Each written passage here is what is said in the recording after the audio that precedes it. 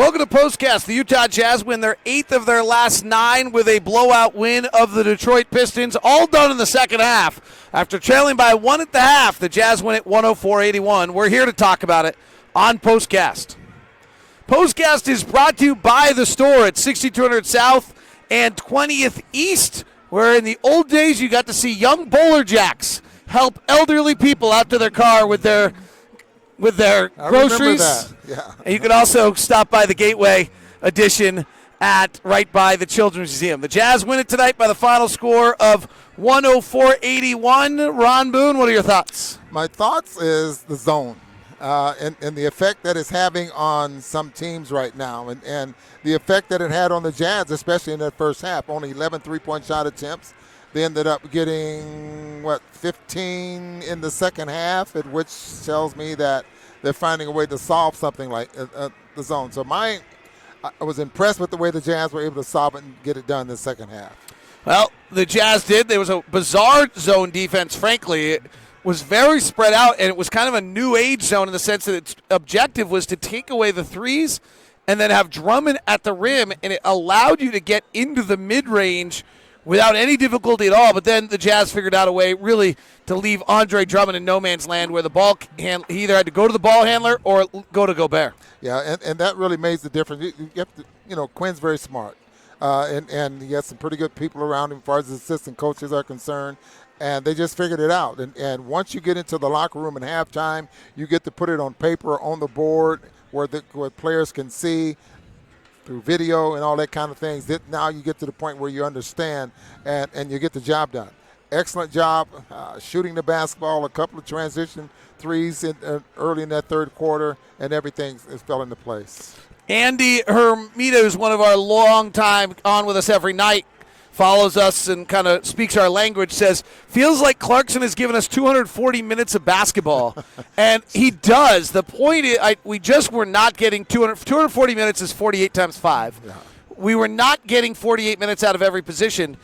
There is an energy pickup that has happened since we left Miami, whether it was a shell shock of, hey, by the way, in one day we're going to trade a guy, cut a guy, and bench a guy, which is what the Jazz basically did with Ed Davis, Jeff Green, and Dante Exum in reverse order, or whether it's just the presence of Jordan Clarkson and the speed he's playing at. There does seem to be an energy uplift on this team. I think all of it. I really do. I just think that the way the Jazz were playing, even before that Miami game, they were playing well. And then they played the Miami Heat, probably felt that, a couple of bounces there could have won the basketball game.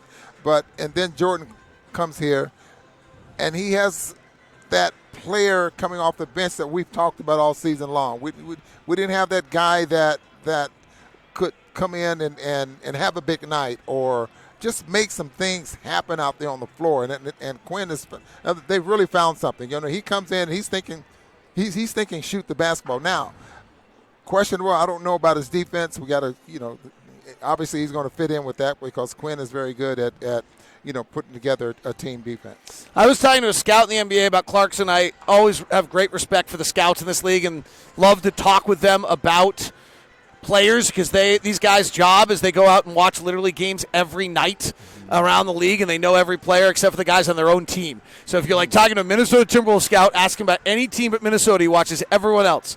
And I asked about Clarkson, and the comment kind of, in vernacular was, basically, hey, he's a ball hog who puts the ball in the bucket. And if you expect anything else, then that's your fault. Yeah. And, I think it's harsh to call him a ball hog, but the point is, he's not coming in to pass. He's coming in to score, and it adds an element to who we are. And it's going to, over time, he's going to have to figure out whether he does pass or not a little bit more than he does. We'll see. But that is exactly who he is. And the scout's point was he does that well. If you want something else, then you have a problem. If you want that, he's going to be terrific for you. He's been terrific for 3 games. And if you try to change him, that takes away his aggressiveness. And I totally agree with the scouts. And he's come to a team, I think, and he has to be just giddy as heck because Quinn's going to let him go. I mean, I just think that anytime, what did he get tonight as far as minutes is concerned? He ended up getting 26 minutes, and I think 22 minutes a ball game is probably what you're going to see out of him. I don't know whose minutes he's going to get, but those minutes are going to be his. That's well, Mike sure. Conley's coming back at some point, and we're going to have to figure out where he's getting shots and he's getting minutes. So there's still some pieces to this. All right, very full lines again. By the way, thank you so much. After the Clipper game, which was, I think, a Saturday night. I don't even know days of the week right now. We just shattered every record imaginable on the show. We had the most listeners at one time. We had the most total listeners. Postcast just blew up, so thank you very much for all of that. We need better minutes at backup center, says Jadzy, you or something of the sort on our Facebook. We're live on Locked On Live on Facebook, Twitch, and YouTube. We're also live on Locked On Sports on Facebook and on Periscope. That's coming from our Facebook account. What do we do about the backup center minutes? Well, I think right now we need to give Bradley a few more games to the point where I just think he needs minutes. Okay? Minutes is going to help him, and then we'll be able to see. Let's skip into the what do you think? January? The month of January before the All-Star break or something like that? No one has told me this, but I do think that's exactly what's going on. Let's let Tony have a run for a while and see what he's capable of doing. It has some implications on how you view this team and how you look at it. So let's give Tony a chance. Right now, he's only sort of passing, quite honestly. The foul problem is real. He's got to. Joe Ingles said it today at Shooter. Tony's great. He's making a lot of progress. He's got to foul less, and he really does. Yeah, let me add to that as well. So you'll get to the point where things have to change as far as how you approach the game when he's in the lineup, when he's in the ball game, because of his inability to defend out on the perimeter. So things when he's in the ball game will have to be different, just like they were doing with Moutier.